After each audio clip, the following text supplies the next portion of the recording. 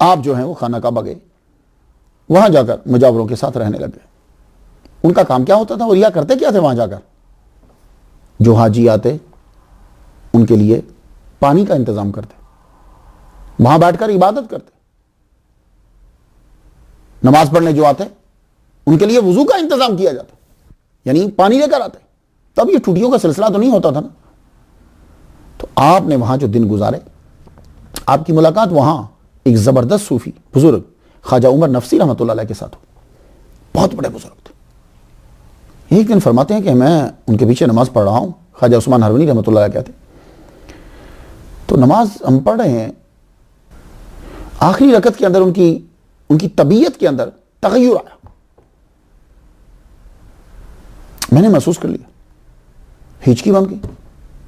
اور آخری سجدے کے اندر تو آپ خدا کی بارگاہ میں اتنا طویل پڑے رہے، سبحان ربی الاعلی سبحان ربی الاعلی سبحان ربی الاعلی، کہ اگر کوئی عام آدمی ہوتا تو یہ سمجھتا کہ شاید اس آدمی کی روح کف انصری سے پرواز کر گئی امام کی، لیکن چونکہ ہم ہی تھے اور ہم ان کی طبیعت کو جانتے تھے، سجدہ طویل ہوا، ہم بھی سبحان ربی الاعلی سبحان ربی الاعلی پڑھتے گئے، بڑی دیر کے بعد جا کر وہ اٹھے، تشہد پڑھا، سلام پھیرا، تو مجھے سے مخاطب ہو کر یہ کہنے لگے، عثمان آسمان کی طرف دیکھو۔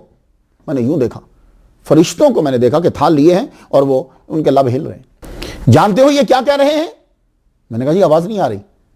تو آپ نے کہا اللہ، ان کی آواز ان کو سنا، اللہ تعالیٰ سے التجا کی تو فرشتوں کی آواز ان کو آنے لگی، فرشتوں کی آواز آنے لگی تو وہ یہ کہہ رہے تھے، اے اللہ، خواجہ عمر نفسی کے مجاہدہ و عبادت کے صدقے ہم پہ رحم فرما۔ اللہ اکبر جل شانہ۔